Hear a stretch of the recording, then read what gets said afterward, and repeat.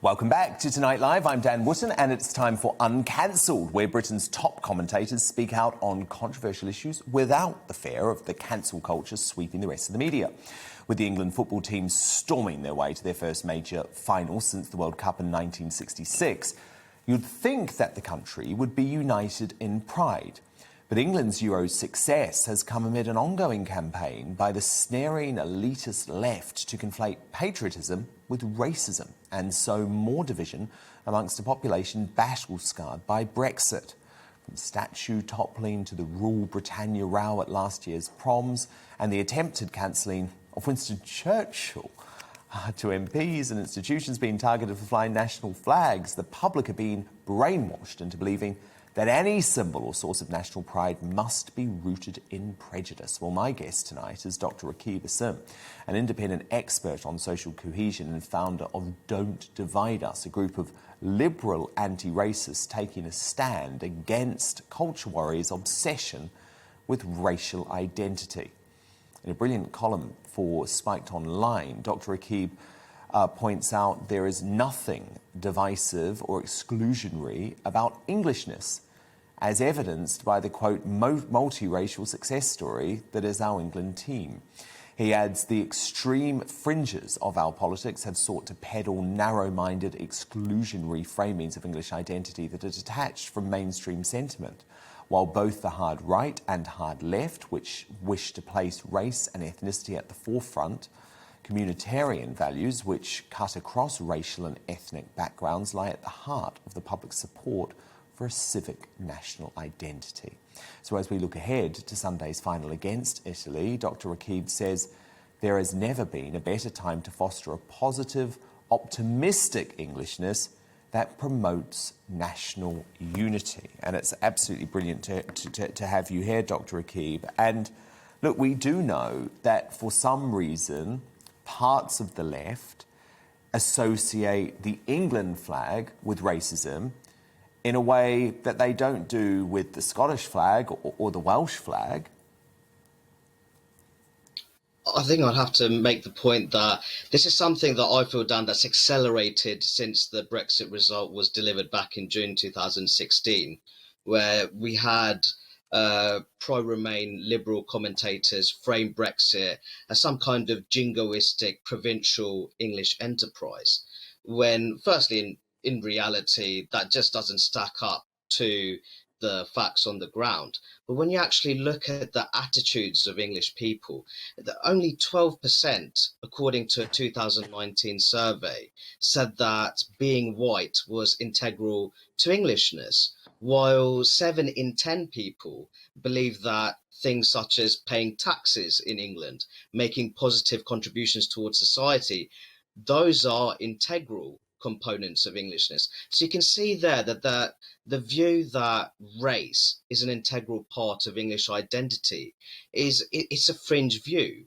while Englishness being framed in terms of civic duty, social contribution, how one contributes towards the well-being of their local community, that is something that people place at the heart of what they consider to be English identity.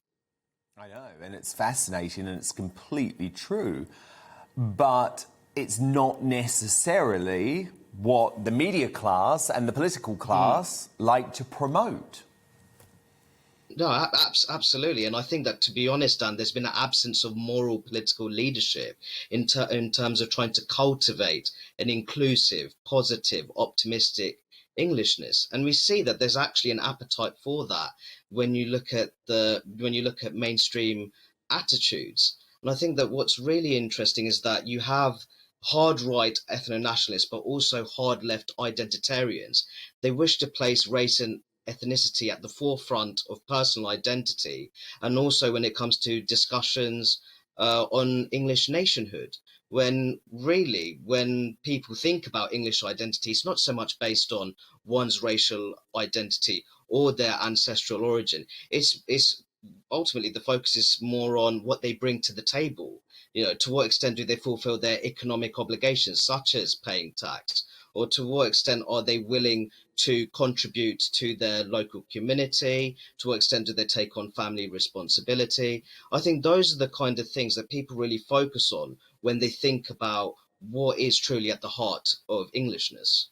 Yeah, no, it's absolutely fascinating, and I think they do. But why do you think that isn't reflected in the media narrative so often? I think there's certain elements of the mainstream media, quite frankly, because they are so angered by recent electoral outcomes, especially in England. There's almost been a development of this anti-England sentiment, and I think that it's a real shame that people have decided to take this really pessimistic, negative approach, especially when it comes to peddling these simplistic caricatures surrounding England and English identity. We have a national football team which is performing exceptionally well. They're in the final, which is going to be played on Sunday against Italy. We have players, Dan, that they can trace their origins back to Caribbean nations such as Jamaica, Barbados, Trinidad and Tobago, St. Kitts and Nevis. And we have players also of Nigerian origin. We also have a collection of players who can trace their origins back to the Republic of Ireland. What we have here, it's a really positive multiracial story here of success. And I really feel that if we harness this positive story and the performances by the English national football team to foster this, to cultivate this optimistic, inclusive Englishness, which is more based on humanitarian values, which cut across a range of racial and ethnic backgrounds, and really further neutralize the threat that's posed by both hard right ethno-nationalists and hard left identitarians who ultimately want to place one's racial identity at the forefront of important discussions surrounding the nation. And I think that that is something that would be a really positive development if our leading politicians were to contribute towards those efforts. That'd be all the better.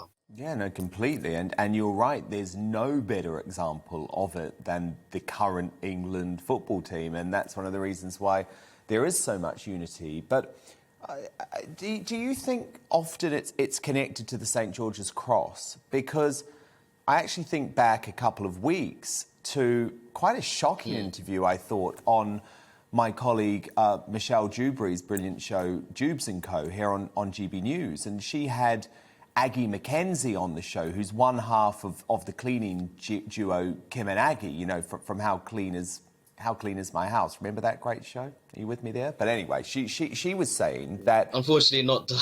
Okay, stick with me.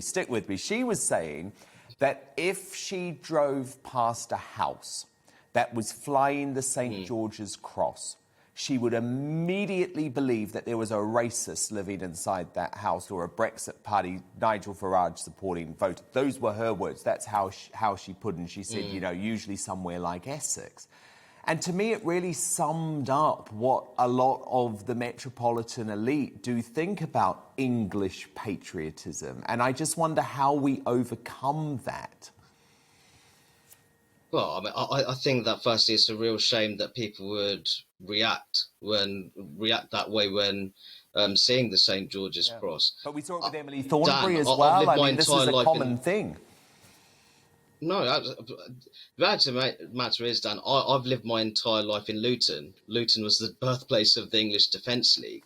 Yeah. But ultimately, what I've always acknowledged is that those kind of exclusionary framings of English identity, I've always felt that they are fringe views, and that is supported by the existing survey data.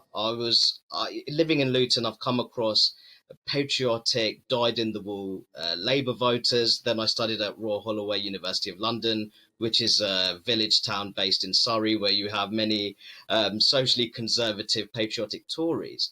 But in terms of my own personal life experience, even when I've personally expressed my love for England, my support for England, especially in sporting competitions, I've never encountered any hostility, whether it's in Luton or somewhere such as Egham. So I do feel that ultimately we have to see what we have in common, and I think there should be more discussions in terms of our shared values, common, the sort of common purpose. Because I do think that in recent times there's been an over-celebration of cultural differences, and there's been a fundamental lack of emphasis in terms of what we share, in terms of values and what we have in common, in terms of our aspirations and life objectives. And I think that it would be really good if our politicians were to really take on those discussions and actually adopt a more positive approach when it comes to talking about England and English identity. Yeah, indeed. Well, look, Dr Rakib, stand by. I'm going to bring in our panel now, the comedian, writer and podcast host Konstantin Kisin, the journalist and author Rebecca Reed, and the GB News presenter Andrew Doyle. Rebecca, anything that you disagree with Dr Rakib on or want to pick him up on? Not disagree, but I'm trying to unpick who I'm one of those people when I see somebody flying in England, like a, St George's Cross, not so much when the football's on, but outside of the football, I do assume that somebody is a big, massive racist. And what? I'm trying to unpick that, because I've never knocked on the door and said, are you a racist? But I'm just wondering, But you don't think that when you see someone flying the Scottish flag? No, or the Welsh one.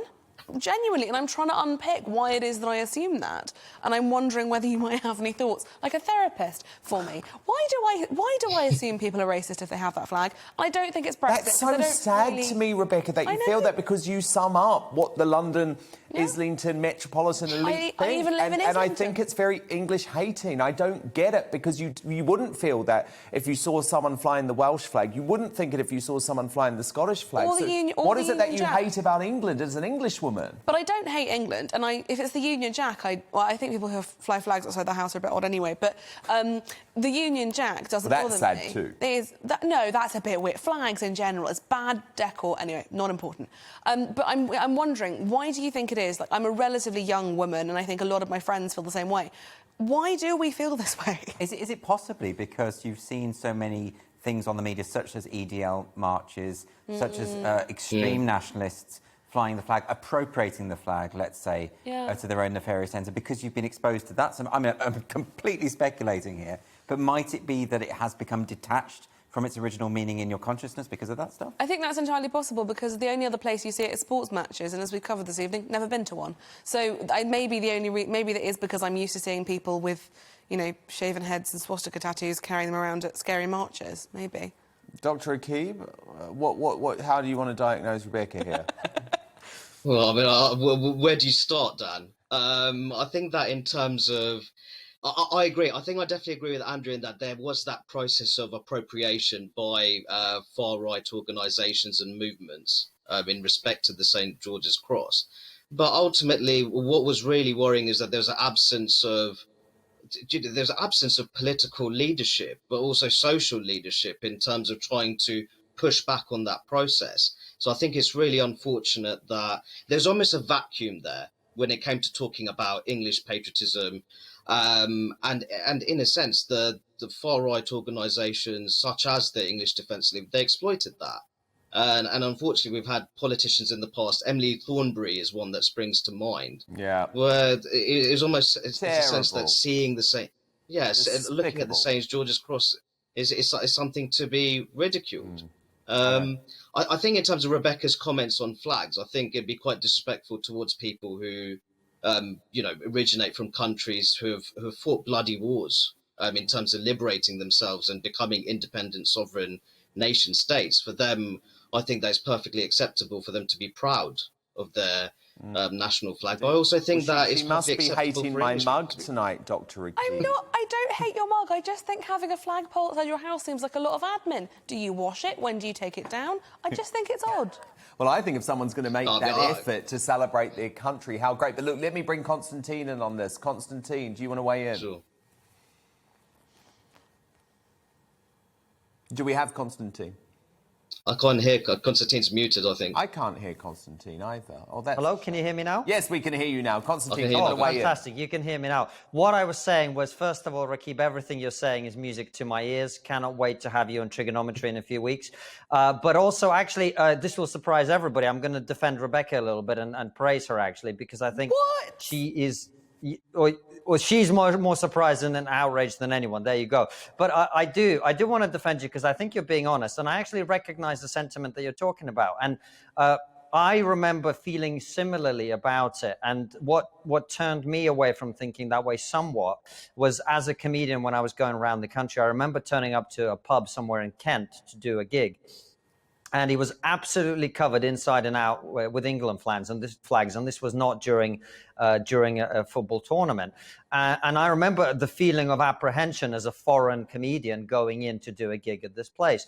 But what I found was, and I was doing jokes about Brexit and all sorts of things, what I found very quickly is that it was me who was the bigger, because I came in with these expectations of these people being intolerant and whatever. And actually it turned out that these were very open-minded people who were up for a good laugh, up for being joked about, as well as for me joking about myself and being Russian and whatever. So, Rakib, what I wanted to ask you is, is there a way to recapture the flag for us? Because it has been linked, I think Rebecca's right, it has been linked with far-right extremism in the past, the English flag. Is there a way to bring it back so that surely decent this people Sunday can feel... provides the ultimate chance to do that, Dr. Rakib? Potentially. Definitely, but I also think that when you look at the existing survey data, there's potential to do that as well.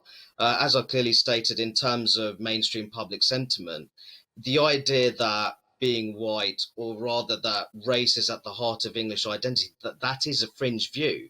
People focus more on one's social and economic contributions. So it's more about civic duty, how one contributes to the local community, perhaps in a social sense, economic sense.